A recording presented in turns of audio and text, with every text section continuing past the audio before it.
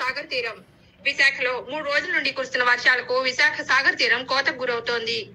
అల్పపీడన ప్రభావంతో సముద్రం అల్లకల్లోలంగా మారింది. ఈదురుగాలులు వేయడంతో పాటు కెరటాలు పెద్ద ఎత్తున ఎగిసిపడుతున్నాయి.